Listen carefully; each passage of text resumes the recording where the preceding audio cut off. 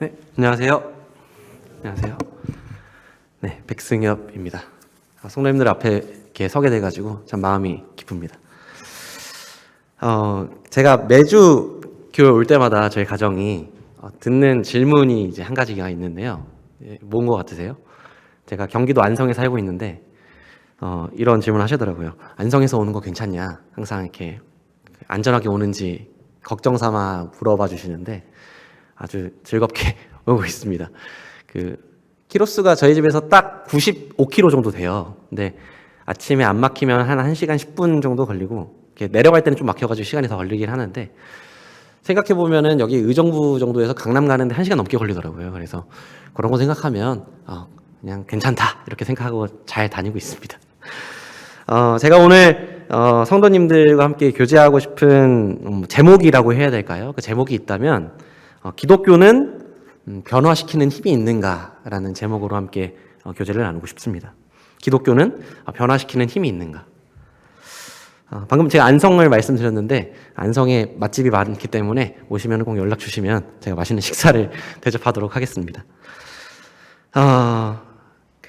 방금 말씀드린 기독교는 변화시키는 힘이 있는가라는 그 제목 아래에 제가 두 가지 소 주제를 가지고 왔습니다. 첫 번째 주제는 기독교 교육의 가치를 함께 성도님들과 교제하고 싶고요.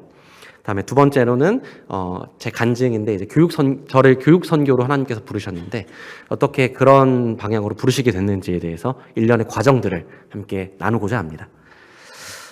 시작하기 전에 제가 성도님들께 먼저 질문을 3가지를 드리고 싶은데요. 펜이 있으면 한번 적으신 다음에 오늘 그 간증을 들으시면서 함께 그 질문들을 생각해 봤으면 좋겠습니다. 첫 번째 질문입니다.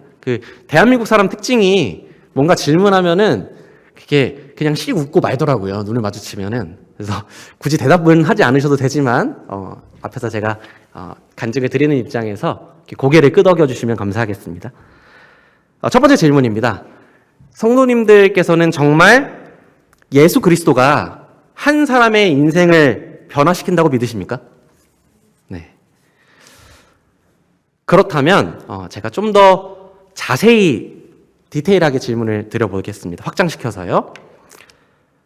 예수 그리스도를 통해서 변화된 바로 그 사람은 그가 속한 공동체나 사회를 변혁시킨다고 믿으십니까? 좀 길죠? 다시 한번 드리겠습니다. 예수 그리스도를 통해 변화된 그 사람은 그가 속한 공동체나 사회를 변화시킨다고 믿으십니까? 마지막 질문입니다. 이걸 좀 더 확장해 보겠습니다. 이 질문을. 그러한 변혁의 힘을 발휘하는 사람은, 그러한 변혁의 힘을 발휘하는 그 사람은 나입니까? 이 3가지 질문을 가지고 오늘 성도님들과 함께 간증을 나누고 싶습니다. 간증을 교제한 뒤에 성도님들께서 방금 드렸던 이 3가지 질문에 대해서 더욱 생각해 볼 수 있는 계기가 되셨으면 좋겠습니다. 저는 아시다시피 디모대학교의 교사로서 6년을 재직하고 지난 2월에 퇴직해서 현재는 대학원 석사 과정 졸업 논문을 작성하고 있습니다. 이 모든 과정에 먼저 믿음과 기도로 함께 해준 그 아내가 있었는데요. 참 고맙습니다. 아마 아내가 없었다면 지금 제가 앞에서 간증하는 저는 아마 없었을 것 같다는 생각이 듭니다. 아내를 통해서 또 이 디모데학교를 통해서 정말 많은 것들을 배우게 되었습니다. 예를 들면 기다리는 법, 다음에 어려운 자리를 살피는 법, 또 위로하는 법, 칭찬하는 법, 말을 천천히 하는 법 등 여러 가지 것들을 배우게 되었는데요. 본래 저는 학교라는 이 특수한 곳, 특별히 기독교 대안학교라는 이 특수한 곳에 일할 것이라고는 단 한 번도 태어나서 생각해 본 적이 없습니다.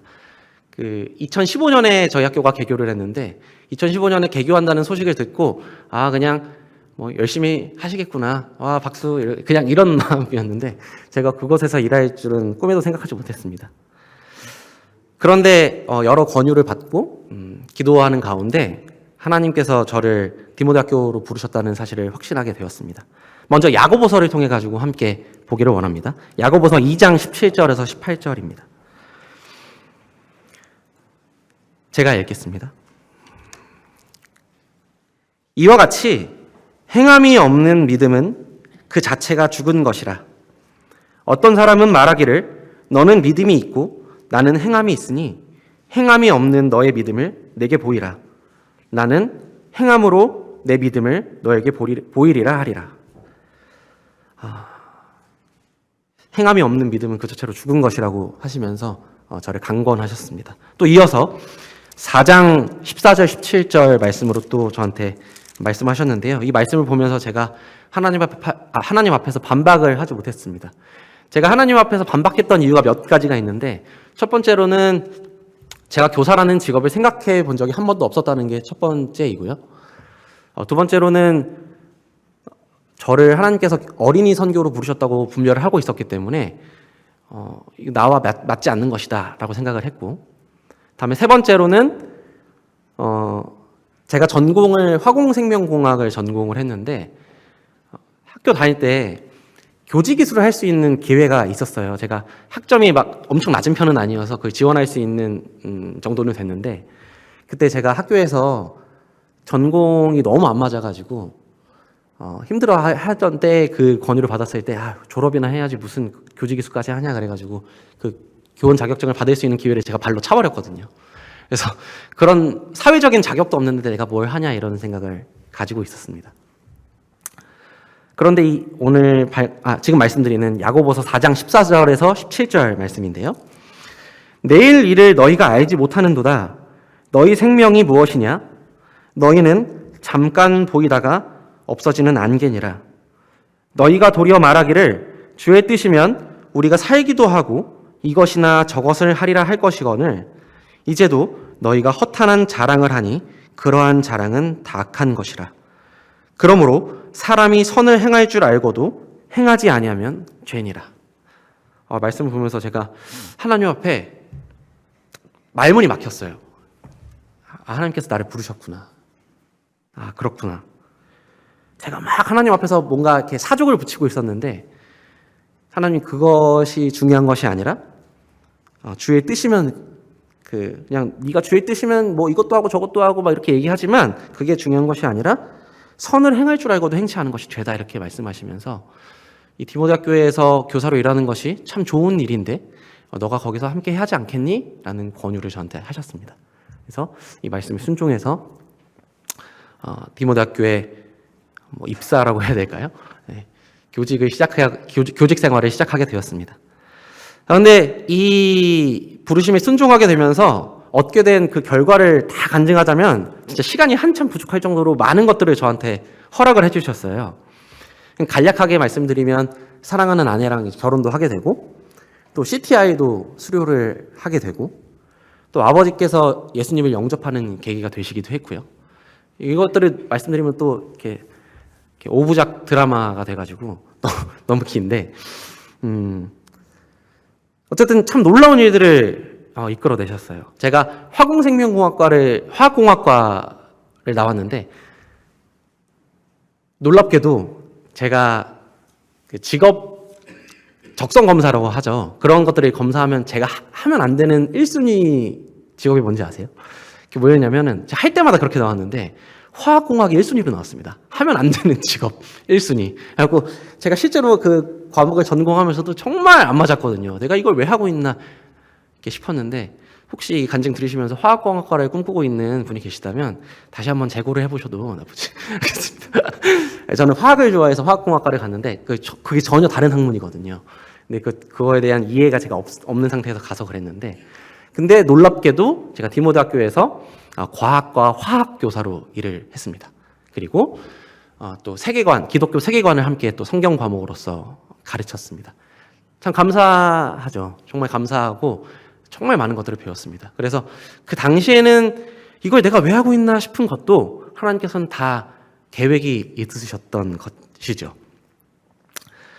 이 교사로서 학교에서 학생들과 함께 호흡할 수 있는 거는 정말 저에게 천직으로 생각되었습니다. 아까 제가 직업 적성 검사를 말씀드렸는데, 제가 직업 적성 검사 하면은 그러면 제 성격상 해야 되는 거 1순위가 뭐냐 그러면 이거더라고요. 그 배우, 다음에 프로그램 PD 이런 게 1순위 나오고 2순위로 나온 게 이제 교사였습니다. 그래서 하나님께서는 정말 나를 잘 하시는구나 이렇게 생각을 했었는데요. 학생들과 함께 호흡하는 건 정말 저에게 기쁜 일이었습니다. 지금도 기쁜 일입니다.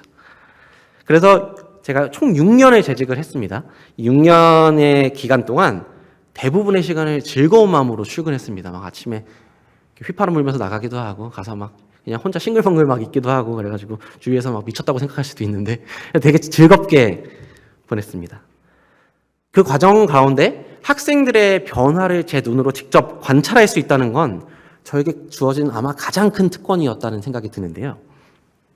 물론 이 변화의 과정에 교사로서 동참하는 것은 매우 고통스러운 과정을 수반합니다. 기다려야 되고 또 막 불러가지고 이야기도 해야 되고 슬픈 거 다 들어줘야 되고 막 아이스크림도 사 먹여야 되고 막 애가 갑자기 힘들다고 찾아오면은 퇴근도 못 하고 막 10시 11시 퇴근하고 뭐 때로는 저희 집에 데려와가지고 재운 친구가 있는데 일화를 하나 말씀드리면 이렇게 모 친구 실명을 언급하면 안 되기 때문에 그 형제거든요.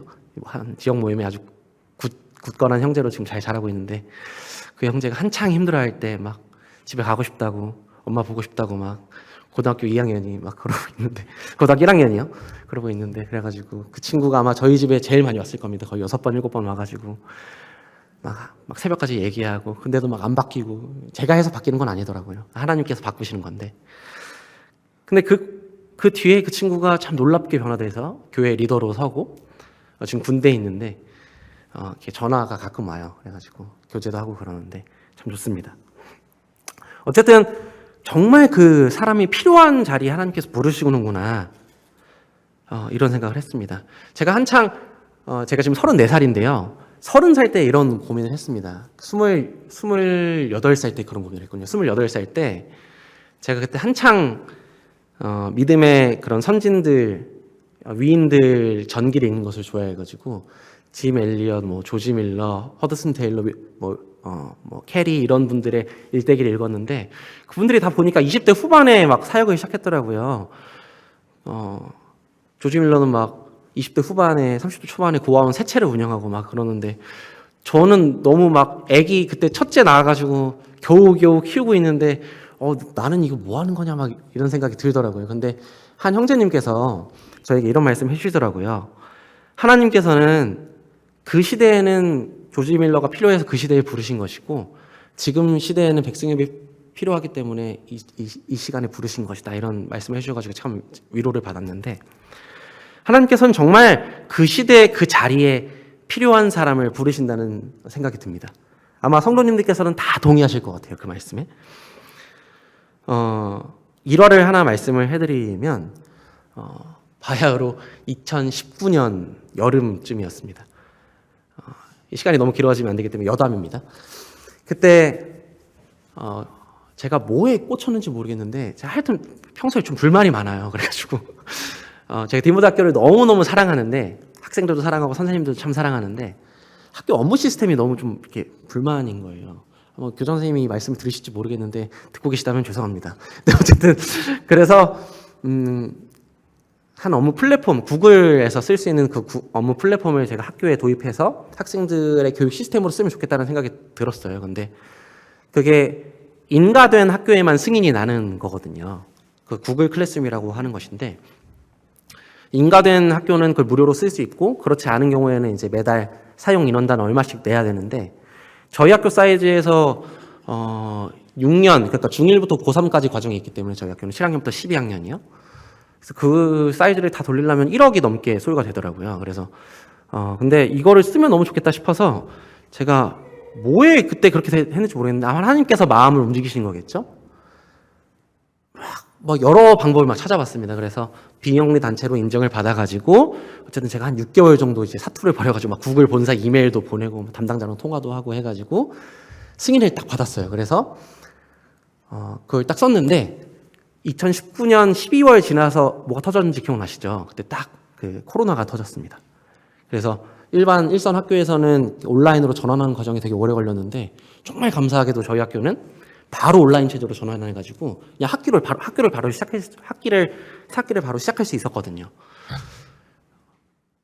근데 제가 알고 보니까 그 국내 대안학교 중에서는 그렇게 공립학교가 아님에도 불구하고 승인을 받은 케이스가 제가 최초였더라고요. 그러니까 그런 케이스도 하나도 없는데 제가 그걸 막 찾아가지고 했는데 그때 막 오기를 주시고 막 때로는 분노하게 하시고 막 그랬는데 근데 그런 것들을 하나님께서 사용하신 거죠. 저의 기질을 사용하신 것이죠. 되게 감사했습니다. 정말 그 필요한 대로 그 자리에 부르시는데 그런 과정 속에서 이 디모데학교는 참 특별한데요. 학생들의 변화가 있습니다. 학생들의 변화를 부모님들도 많이 경험하시고 지역교회에서도 많이 칭찬을 해주시는데 이러한 점들이 소문이 나서 그랬는지 CTS라는 이제 방송국이 있는데 여러 번 출연해가지고 또 학교를 홍보할 수 있는 기회도 있었고요. 그 유튜브에 지금 찾지는 마시고 기대해 뭐 이런 거 치면 나옵니다. 학교 홍보하는 그 프로그램도 따로 또 찍고 막 그랬었는데 그래서 최근 1, 2년 사이에는 그 우리 모임이라고 불리는 교회들이 아니라 일반 교계 학부님들께서도 생각보다 많이 연락이 오는 편입니다. 그래서 실제로 일반 교파에서도 많이들 몇몇 학생들이 실제로 저희 학교에 재학하고 있기도 하고요. 어쨌든 학생의 변화를 일으키는 학교. 제가 아까 처음에 질문 3가지 드린 것도 변화라는 거 키워드가 있었는데요. 이 학생의 변화를 일으키는 학교로 디모데 학교가 인식되는 면이 있는 것 같습니다. 또 어떤 분은 디모데 학교에 가면 애들이 변한다라고 이제 간략하게 말씀하시는 분들이 계시더라고요. 그래서 부모님들이 막 그렇게 생각하시는 건 아니지만 또 어떤 면에서는 아이들이 안 변하니까 애들 안 변하거든요. 디모데 학교 온다고 해서 변하는 것도 아니거든요. 근데 왜 막 안 변하냐 막 이렇게 좀 다른 애들은 변하는데 이렇게 안타까워하시는 부모님도 계신데 디모데 학교에 온다고 해서 삶이 변화되지는 않습니다. 아시겠지만요. 디모데 학교에 와서 변화되는 것이 아니라 그 맥락 사이에는 성경적 원리에 입각한 교육이 있기 때문에 삶이 변화하는 것입니다. 다시 한번 말씀드리겠습니다. 성경적 원리에 입각한 교육이 있기 때문에 삶이 변하는 것입니다. 이걸 바꿔서 얘기하면요. 학생들에게만 기독교 교육이 필요한 것이 아니고요. 그리스도인이라면 기독교 교육이 필요합니다. 그리고 기독교의 교육의 본질을 생각하면 기독교인뿐만 아니라 그리스도인뿐만 아니라 모든 사람에게 기독교 교육이 필요합니다. 저는 그래서 기독교 교육의 가치를 이 시간 말씀을 드리고 싶습니다. 기독교 교육 되게 생소하시죠? 기독교 교육이라는 것을 만약에 우리 여기 계신 자녀를 키우신 부모님들도 많이 계신데 또 그 밑에서 자라난 분들도 많이 계신데 만약에 기독교 교육을 한마디로 정의하신다면 무엇으로 정의하시겠습니까? 무엇으로 정의하시겠어요? 기독교 교육이 무엇일까? 네덜란드의 수상이었던 1800년대 후반부터 1900년대 초반까지 이제 활약했던 1800년대 중반부터 1900년대 초반까지 활약했던 이 네덜란드의 수상 아브라함 카이퍼 박사는 영역주권이라는 단어를 최초로 사용한 사람입니다. 영역주권이라는 말은 뭐냐면 이 세상에 하나님께서 통치하지 않는 영역은 단 1인치도 없다라는 것입니다. 다시 한번 말씀드리겠습니다. 이 세상에 하나님께서 통치하지 않으시는 영역은 단 1인치도 없다. 기독교 신앙은 개인의 삶 그 자체로 그치는 것이 아니라 그가 닿아 있는 모든 분야, 모든 영역으로 확장되는 것이라고 강조했습니다. 이러한 차원에서 저는 기독교 교육을 한마디로 정의한다면 하나님 나라의 확장이다. 그리고 이 하나님 나라의 확장을 고민하도록 만드는 교육이다라고 정의를 내리고 싶습니다. 여기에는 성경적인 세계관, 직업관, 경제관, 철학관 이런 것들이 모두 포함됩니다. 말 그대로 우리 삶의 모든 분야, 심지어 정말 단순하게 방금 저녁 식사 다들 하고 오셨을 텐데 먹고 또 오늘 주무시기 전에 씻으실 거잖아요. 씻고 또 자는 것까지도. 왜냐하면 단 1인치도 하나님의 주권이 미치지 않는 영역은 없기 때문에 그런 사소한 부분까지도 그 하나님의 나라의 백성답게 사는 것이 무엇인지를 고민하도록 하는 교육이 기독교 교육이라고 저는 생각합니다. 단순히 어떤 국어, 영어, 수학, 체육 이런 거 플러스 성경을 배우는 것이 기독교 교육이 아니라 모든 분야의 성경적 세계관에 입각해서 예수 그리스도가 증인되는 삶이 무엇인가를 고민하는 것이죠. 이러한 정신은 제가 그냥 어떤 저 스스로만의 의견을 내는 것이 아니라 이러한 정신은 종교개혁을 촉발했고 뒤이어 영국의 청교도와 프랑스의 위고노가 세상을 변화시키는데 크게 기여했습니다. 우리나라를 보면 조선에 왔던 선교사들도 끝내는 이 조선이 대한민국으로 서는데 크게 공헌했습니다. 이것을 다 말씀드리면 너무 기니까요. 성경적 원리를 바탕으로 한 헌법이 제정되고 사회 질서가 형성되고 또 자유가 보장되는 근대 국가가 생겨났습니다. 이처럼 하나님께 헌신된 그리스도인이 그 개인은 물론이거니와 그가 속한 공동체, 가족, 직업 혹은 직장, 그리고 사회, 국가를 변화시켜 온 것은 우리가 역사를 통해 실제로 확인할 수 있습니다. 기독교 교육이란 아까 말씀드렸듯이 기존의 교과에 어떤 성경 관련 과목을 붙여가지고 이루어지는 것도 아니고 그냥 영혼의 구원을 얻게 하는 데에서 그치도록 하는 것이 아닙니다. 기독교 교육은 영혼의 구원의 시작으로 그의 삶을 변화시킬 뿐만 아니라 그건 정말 시작일 뿐이고요. 씨앗이 심기는 것 뿐이고 그가 속한 사회를 변혁할 수 있는 힘이 있다고 저는 성경에 입각해서 믿습니다. 따라서 이러한 교육은 제가 아까 말씀드린 디모데 학교 학생뿐만 아니라 우리 학교 학생회 혹은 주일학교 학생뿐만 아니라 모든 그리스도인 혹은 모든 사람에게 주님을 뵙는 날까지 필요하다고 볼 수 있습니다. 왜냐하면 우리가 지금 오늘날 포스트 모더니즘에 입각한 인권 말고 그 전통적으로 이야기했던 인권이 종교개혁을 기점으로 해서 성경을 기반으로 형성되어 온 것이기 때문에 그렇습니다. 그렇기에 이러한 교육이 계속해서 이루어질 수 있도록 또 이러한 교육이 디모데 학교에 한정되는 것이 아니라 각 교회와 각 가정에도 뿌리내릴 수 있도록 기도하고 또 실제로 함께 참여해 주시기를 부탁드립니다. 제가 아까 CTS를 몇 번 다녀왔다고 말씀을 드렸었는데 그 CTS의 슬로건이 이거더라고요. 저희 학교가 기독교 대안학교 연맹이라는 그 연맹 아래에 소속된 어떤 회원 학교인데요. 거기서 그 기대원하고 CTS 방송국하고 이제 조인을 해서 낸 슬로건이 이제 이런 건데 다음 세대가 정말 중요하다. 다음 세대가 정말 중요한데 그럼 어떻게 다음 세대를 길러낼 것이냐라고 하면서 CTS에서 내세웠던 슬로건 중에 하나는 1교회 1학교 세우기라는 운동이 있어요. 저는 그것에 대해서 상당히 동의했습니다. 그러니까 제가 지금 말씀드릴 때 뭐 서울북부교회가 당장 내일 무슨 학교를 시작하자 이런 말씀을 드리는 것은 아니고요. 그만큼 그 교회가 그 지역사회에서 맡아야 되는 역할이 굉장히 중요하다는 의미인 것이죠. 성경적인 교육이 있어야만 성경적인 사회를 일으킬 수 있고 성경적인 국가가 세워질 수 있기 때문에 그렇습니다. 좀 진지한 말씀을 드렸었는데 이제 화제를 조금 전환해서 그럼 이러한 배경 가운데 제가 지금 무엇을 하고 있는지 또 그것을 왜 시작하게 되었는지 그리고 앞으로 어떤 계획이 있는지를 좀 간증을 드리고자 합니다. 2009년에 제가 대학교로 입학을 했는데요.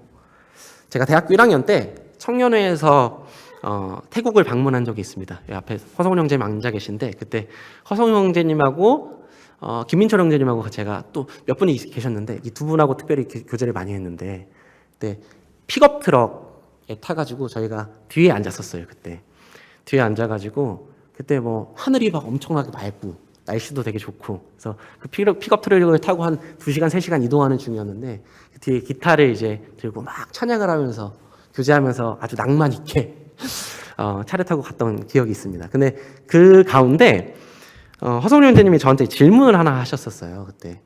근데 놀랍게도 제가 재작년에 성훈 형님하고 교제할 때 제가 그 대학교 1학년 때 나이가 재작년에 저였더라고요. 그때 허성훈 형제님 제 나이 때 그런 질문을 저한테 하셨어요. 2009년에 저에게 승엽아 무엇을 위해서 사는 게 가장 가치 있을까? 이런 질문을 한 적이 있거든요. 근데 그게 저한테 되게 딱 꽂혔던 질문이었어요. 그래서 그 질문을 계기로 해서 하나님께서 나를 어린이 선교로 부르셨구나라는 그 비전을 주셨다는 것을 확신하게 되었습니다. 그때 주셨던 생각은 지금도 변함이 없어요. 그래서 더더욱 제가 하나님께서 주셨다고 확신을 하는데 그것이 디모데학교에 오면서 좀 더 구체화되었습니다. 디모데학교에서 재직한 지 3년 차가 되었을 즈음이었을 거예요. 기도하던 중에 문득 하나님께서 저에게 이런 질문을 하셨습니다. 제가 변화를 계속 말씀드리고 있는데, 승엽아, 너는 왜 세상을 변화시키려고 하지 않니? 이런 질문을 하셨어요. 그러니까 어떤 음성이 들린 건 아닙니다. 근데 제 마음 가운데 떠오르는 질문이었어요. 승엽아, 너는 왜 세상을 변화시키려고 하지 않니? 이런 질문을 이제 딱 마음속에 드는데, 바로 이제 제 마음에 또 다른 마음에서 딱 이걸 누르는 거죠. 제가 뭐 되는 것도 아니고, 제가 뭐 합니까? 그냥 지금 이 디모데학교에 있는 것만으로 저는 벅찬 일이고 참 큰 일인데, 저는 그냥 여기 있는 것만으로 너무 만족한다. 이렇게 대답을 했습니다. 근데 참 이상하게 이 질문이 며칠 동안 떠나지를 않더라고요. 승엽아, 왜 세상을 바꾸려고 하지 않니? 계속 맴돌았습니다, 제 마음에. 그래서 제가 조금 더 이 질문을 가지고 진지하게 고민해 보기 시작했습니다. 하나님께서 계획하신다면 분명히 그건 되는 것인데, 나를 향해 또 무엇을 계획하고 계실까? 나는 이 디모데학교에 오는 걸 상상하지도 못했는데 하나님께서 부르셔가지고 여기 왔지.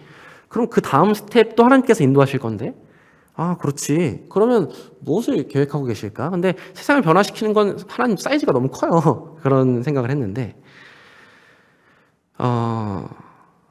저는 아까 계속 말씀드리지만 디모데학교와 또 제가 맡은 학생들을 참 사랑하는데, 그때쯤 제가 오스기니스의 소명이라는 책을 읽고 있었습니다. 되게 좋은 책인데, 읽어보지 않으셨다면 꼭 읽어보시길 추천드립니다. 그 책을 읽으면서 저에게 보여주신 비전과 제가 가야 할 인생의 여정을 고민하게 되었어요. 다시 한번. 그러던 중 동시에 학교에서 제가 무엇을 깨닫게 하셨냐면, 학교에서 가장 중요한 게 뭐라고 생각하세요? 뭐라고 생각하시나요? 학교에서 누가 말씀하셨죠? 교사? 제가 그거를 3년 만에 발견했어요. 3년 만에. 학교에서 제일 중요한 건요, 이제 부끄럽지만 저는 학부모라고 생각했거든요. 부모가 이게 똑바로 안 하니까 애들이 다 막 진짜 힘든 날에 막 그렇게 얘기하게 됐는데, 부모님들이 제일 중요해요. 근데 어떤 학교의 특수성을 생각할 때, 그 학교 교육이라는 것에 한정지어서 생각할 때는요, 교사가 제일 중요합니다. 교사. 부모님이 제일 중요한 건 그건 디폴트 값이고, 특수한 그 상황을 생각했을 때는 교사가 제일 중요하다는 사실을 그 책을 읽으면서 좀 생각을 해보게 되었습니다. 깨닫게 되었어요. 예수님께서도 선생님이셨잖아요. 그러니까 건물이 없어도 단 한 명의 선생님만 있으면 학교가 가능합니다. 또 어떤 교과서가 없어도 좋은 선생님이 좋은 비유 하나만 해주면 수업이 돼요. 근데 제가 학교에 있으면서 이러한 선생님들은 그럼 어떻게 만들어지는 것일까를 고민했습니다. 왜냐하면 저는 사범대 출신이 아니거든요. 사범대를 나온다고 해서 좋은 선생님이 만들어지는 건 아니더라고요. 제가 아까 구글 클래스룸 얘기를 잠깐 드렸었는데, 제가 그때 정말 하나님께서 감동을 저에게 주셨던 건 뭐였냐면, 하나님께서 제가 시편 말씀을 읽으면서 너가 되게 이렇게 말하면 제가 뭐라도 되는 것처럼 느껴지는 것 같아서 이렇게 조심스럽기는 한데, 너에게 놀라운 일을 보일 것이다라는 약속을 저한테 하셨었어요. 너는 알지 못하는 건데 놀라운 일을 할 거야. 근데 그 코로나 사태가 딱 터지고 나서 제가 페이스북에도 글을 한번 올린 적이 있는데, 온라인 수업을 하는 방법, 그리고 앞으로 나가야 되는 교육의 방향, 이런 주제를 가지고 한 사립계 고등학교에 가서 거의 4번에 걸쳐서 세미나를 한 적이 있습니다. 되게 놀라운 경험이었어요. 왜냐면은 저는 사범대 출신이 아니거든요. 근데 그 기라성 같은 거의 20, 30년의 경력, 뭐 최소 10년의 경력을 가진 선생님들이 한 100명, 200분 앉아 계신데 거기 앞에서 제가 막 교육이 뭔지에 대해서 막 떠들고 있는 거예요. 그래서 이게 내가 뭐 하는 건가 막 싶기도 했는데, 근데 그분들 참 훌륭한 선생님이라고 생각이 들었어요. 제 말을 귀담아 들어주셨기 때문에, 저 같은 사람의 말을. 근데 어쨌든 사범대를 나온다고 해서 좋은 선생님이 되는 건 아니라는 생각이 들었습니다. 그러니까 디모데교 선생님들 모두가 정말 훌륭하시고 제가 존경하는 분들인데, 그런 선생님들이 비유를 하면 좀 이런 거죠. 산에 갔는데 우연히 발견하는 산삼이 있잖아요. 그걸 신봤다 막 이렇게 신만이들이 표현을 하는데, 그런 산삼은 정말 드물게 발견되잖아요. 정말 좋은 것임에도 불구하고. 근데 이 학교라는 기관, 특수한 기관, 그게 학교뿐만 아니라 어떤 우리 모임에 있는 뭐 열린 길이라고 해야 될까요? CTI도 마찬가지일 거고요. 그런 특수한 목적을 띈 기관들이 지속되기 위해서는 그 초창기에 세워졌던 그 정신을 계속해서 유지하는 것 참 중요한데, 시간이 지나면서 그게 참 쉽지 않다는 사실을 알게 되었습니다. 다 좋은 마음으로 하는 것인데 뭔가 색깔이 달라지는 것들을 제가 이제 여러 환경을 통해서 이제 보면서, 책들을 통해서 보면서 이런 선생님들이 꾸준히 공급되면 참 좋겠다라는 생각을 하게 됐어요. 선생님이 중요하기 때문에. 그래서 기독교 교육의 정신이 옅어지지 않기 위해서 지속적으로 좋은 교사가 공급될 필요가 있다는 사실을 저한테 발견하게 하셨습니다. 실제로 우리나라 역사를 살펴보면 구한 말에 선교사들이 조선에 왔을 때 가장 먼저 했던 일은 교회를 세운 것이 아니었죠. 복음을 전한 것이 아니었고, 복음도 전하셨지만 그것을 하신 것기 이전에 그들이 먼저 기초적인 생활을 할 수 있도록, 또 글을 알아야 성경을 읽을 수 있기 때문에 학교를 세우도록 하고, 또 학교에 가려면 건강해야 되잖아요. 그 학교에 가기 위해서 또 병원을 세우고, 그런 일들을 하셨죠. 어려운 나라에 있는 아이들이 기독교 교육이라는 아주 좋은 교육을 바탕으로 나라의 인재로 성장하고, 또 그 나라에 그렇게 성장한 인재들을 바탕으로 해서 그 나라가 성경에 입각한 질서와 자유가 세워질 수 있도록 돕는 것이 필요하다는 사실을 저한테 깨닫게 해주셨습니다. 한 3년 전쯤에요. 그래서 저는 저를 선교로 부르셨다는 사실에, 어린이를 돕는 선교로 부르셨다는 사실을 좀 더 구체화해서 방향을 교육으로 정하고 교사를 길러내는 교사로 저를 부르셨다고 비전을 발견했습니다. 그러면 그렇게 하려면 내가 어떻게 해야 될까를 이제 현실적으로 고민을 하게 됐죠. 그래서 대학원 진학을 생각하게 되었습니다. 왜냐하면 제가 어떤 나라를 돕고 싶다고 하는데 이 현대 국가들은 그냥 오고 싶다고 아무나 비자를 내주고 그런 것은 아니잖아요. 제가 무언가의 전문가가 되어서 그 나라에 필요한 사람이 되어야 되기 때문에 제가 교육 전문가가 되어야겠다는 생각을 했습니다. 그래서 전문성을 갖춘 학위가 필요하다고 생각을 했습니다. 그런데 우리 결혼하신 성도님들 아시겠지만 이게 혼자 독단으로 결정할 수 있는 문제는 아니죠. 항상 배우자의 동의가 필요한데요. 저희 아내는 어떻게 얘기했을 것 같으신가요? 안 된다 그랬습니다. 왜냐면 그때 둘째인 결이가 태어나기 전이었는데, 지금도 퇴근 맨날 10시, 11시 하면서 무슨 분 대학원 가냐 저한테 이런 얘기를 했었어요. 나는 이렇게 집에서 혼자 현이 보는 게 힘드니까. 그래서 대학원 가면 둘째 없다 이렇게 저한테 딱 얘기를 했어요. 근데 말씀을 보면서도 또 하나님께서 저한테 계속 기다리라 그러시더라고요. 그래가지고 알겠습니다. 그래서 기다렸습니다. 근데 1년 뒤에 아내가 저한테 먼저 얘기를 했어요. 이제 준비가 됐다. 젊을 때 해봐야지. 나중 가면 실패도 일어날 수가 없다. 그래서 실패도 젊을 때 해봐야지. 한번 해봐라. 그래서 아내가 동의를 해줬어요. 그거에 대해서. 그래서 제가 참 아내한테 고마운데 지금도 저에게 하나님을 제외하고는 저의 최고의 어떤 조력자입니다. 참 고맙습니다. 근데 어쨌든 너무 그런가요? 하나님께 올려드려야 되는 간증인데 자꾸 아내를 얘기하게 돼서 죄송합니다. 어쨌든 제가 2021년에 대학원에 입학을 했습니다. 그래서 교육공학을 전공하고 있습니다. 현재는 마지막 학기, 그러니까 총 5학기인데 4학기는 학교에 있으면서 밤에 수업 듣고 과제하고 이제 그렇게 생활했어요. 2년 동안. 근데 이제 마지막 학기는 지금 현재 학교를 퇴직을 한 상태입니다. 그래서 계속 논문을 쓰고 있습니다.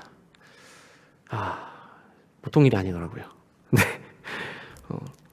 근데 작년에 그래서 계속 석사 과정을 하면서 하나님, 제가 석사 과정에서 그칠 건 아니고 저를 공부하라고 하나님께서 부르셨는데 그럼 박사 과정은 언제 시작하면 좋을까요? 이렇게 기도하고 있었어요.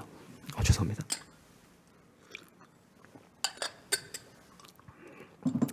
근데 사람이 참 100% 믿음은 없는 게 그렇게 언제 시작하면 좋을까요? 하면서도 제가 한편으로는 어떤 생각을 했냐면, 야, 이거 되겠어? 아유, 뭐 누가 알아주냐? 이런 생각을 제가 사실 하거든요. 지금도 해요. 매일 하는데. 근데 그런 참 두 가지 마음이 드는 차에 작년 초에 여러 가지 말씀을 이렇게 보여주셨어요. 그래서 제가 참 보여주신 말씀들을 요 엽서에 생각이 들어서 이렇게 적어놨습니다. 많은 말씀들을 보여주셨는데 일기에도 적고 여기도 적고 막 하는데 그 중에 제가 두 구절을 소개해드리고 싶습니다. 먼저 잘 아시는 예레미야 33장 2절에서 3절 말씀입니다.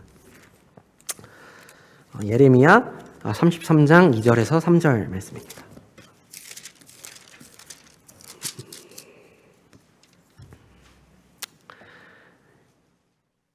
이를 행하시는 여호와, 그것을 만들며 성취하시는 여호와, 그의 이름을 여호와라 하는 이가 이와 같이 이르시도다. 너는 내게 부르짖으라. 내가 너에게 응답하겠고 네가 알지 못하는 크고 은밀한 일을 너에게 보이리라. 물론 이건 예레미야에게 하신 하나님의 말씀이지만 저에게 하는 하나님의 말씀으로 또 비춰지기도 했습니다.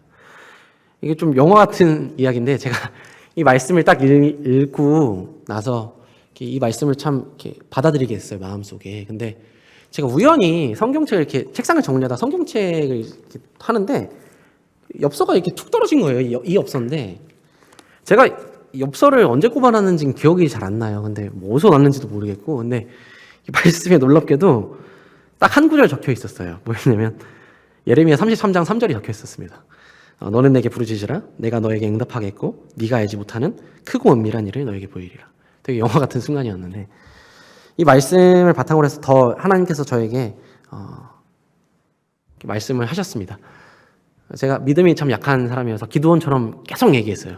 하나님 맞습니까? 맞습니까? 맞습니까? 하나님이 맞다 계속 그러시더라고요. 그래서 두 번째 말씀을 또 나누고 싶습니다. 이사야서 58장 11절 12절입니다. 이사야서 58장 11절 12절.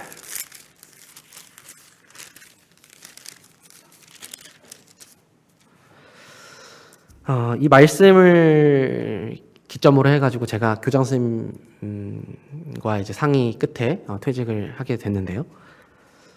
11절 12절입니다. 여호와가 너를 항상 인도하여 메마른 곳에서도 너의 영혼을 만족하게 하며 너의 뼈를 견고하게 하리니 너는 물된 동산 같겠고 물이 끊어지지 아니하는 샘 같을 것이라. 너에게서 날 자들이 오래 황폐된 곳들을 다시 세울 것이며 너는 역대에 파괴된 기초를 쌓으리니 너를 일컬어 무너진 데를 보수하는 자라 할 것이며 길을 수축하여 거할 곳이 되게 하는 자라 하리라.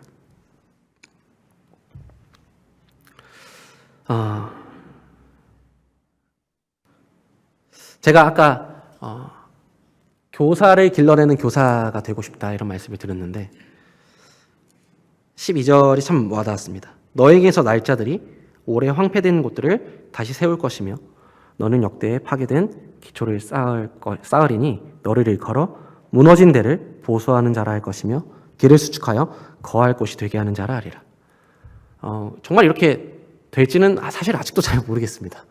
그냥 이 말씀을 그냥 신뢰하고 있습니다. 근데 뭐 제가 죽을 때까지 안 될 수도 있겠죠. 근데 하나님은 아마 이 말씀을 저한테 약속하셨기 때문에 제가 이거 다 못 이루고 하나님께 가도 하나님이 그래 다 했다 이렇게 평가하지 않을까 그런 또 기대를 가지고 있는데요. 제 능력과 생각은 한참 모자라지만 하나님께서 시작하신 일이라고 하시기 때문에 그냥 저를 좀 던졌습니다.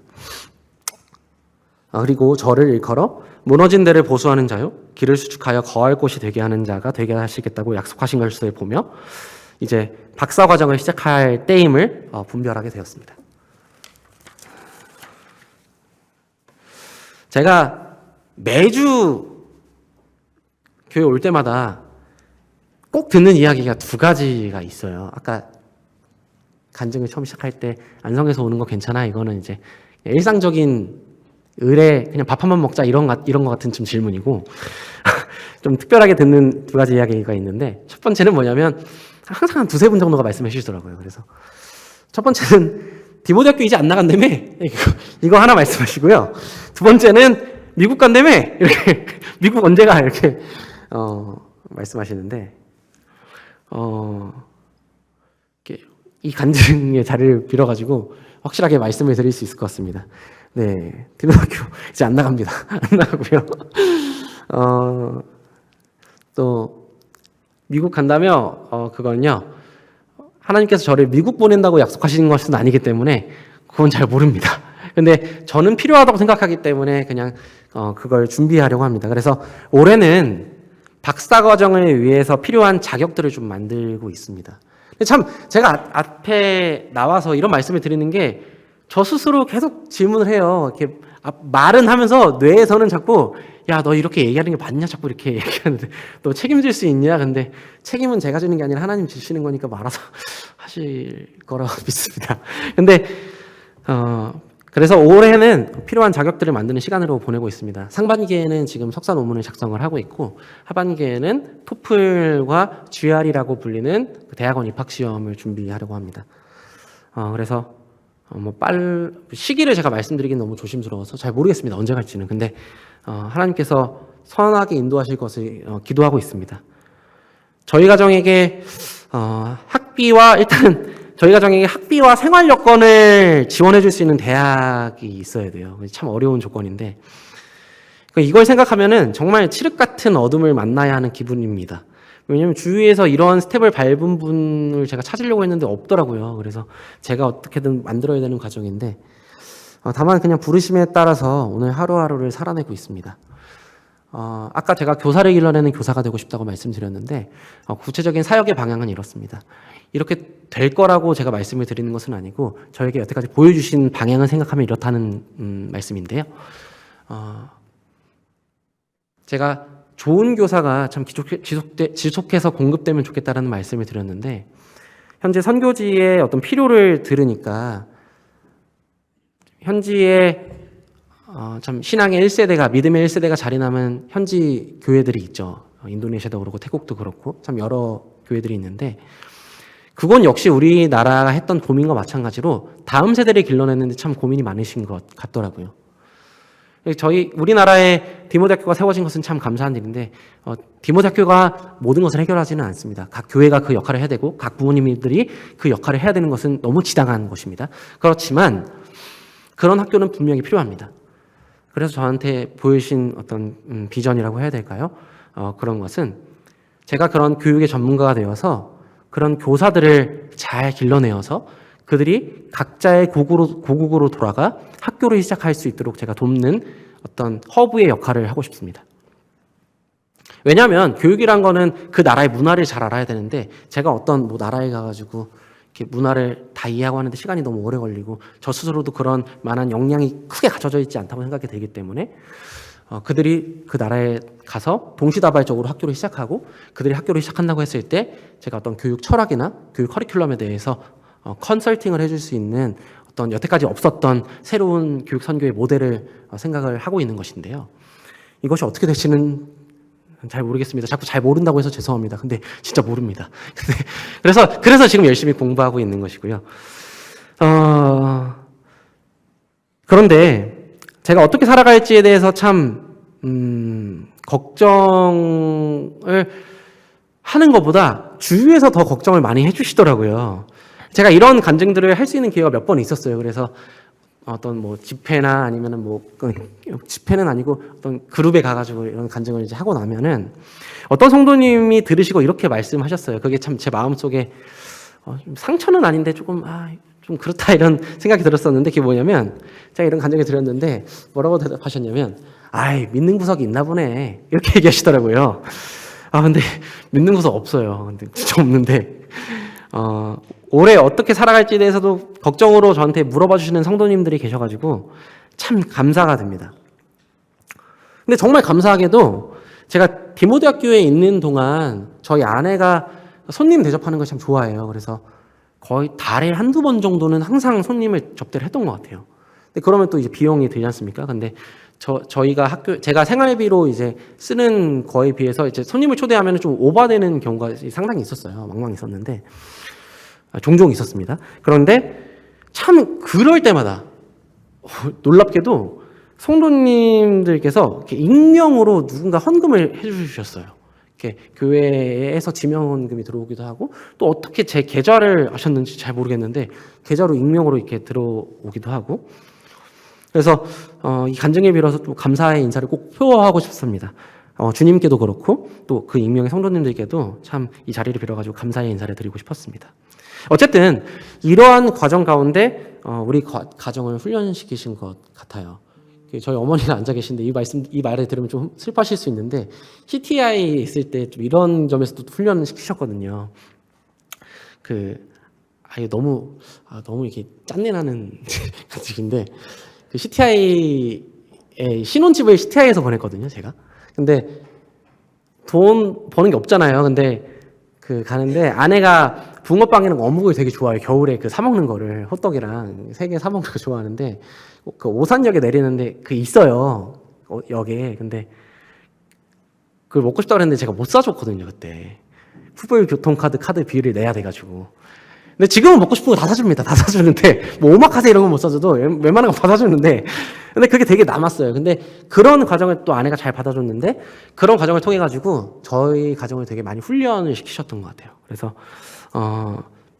이렇게 말씀하셨습니다. 먹고 사는 건 너희가 책임져야 되는 문제가 아니다. 그건 내가 책임져야 되는 문제이지 너가 책임져야 되는 문제가 아니고 다만 너가 조금 책임의 소지가 있는 것이라고 얘기한다면 먼저 그 나라와 그의 의를 구하는 것이다. 그건 저의 책임이죠. 아마 많은 분들이 읽으셨던 책일 것 같습니다. 오스왈드 체인버스의 주님은 나의 최고봉이라는 책이 있는데요. 그게 혹시 영어 원 제목이 뭔지 아시나요? 그 주님은 나의 최고봉이 아닙니다. 원 제목은요. 원 제목은 뭐냐면 My utmost for his highest라는 제목입니다. 그게 무슨 뜻이냐면 나의 최선의 것으로 최고의 하나님께 드린다. 이런 의미를 가지고 있습니다. 그러니까 나의 최선의 하나님께서는 내가 드려봐야 제가 얼마나 드릴 수 있겠어요. 그런데 하나님께서는 나의 최선의 것으로 최고의 하나님께서 그걸 기쁘게 받으신다는 것이죠. 그래서 마지막으로 시편 96편 8절 9절을 읽고 좀 마치면 좋겠습니다. 시편 96편 8절에서 9절 말씀입니다.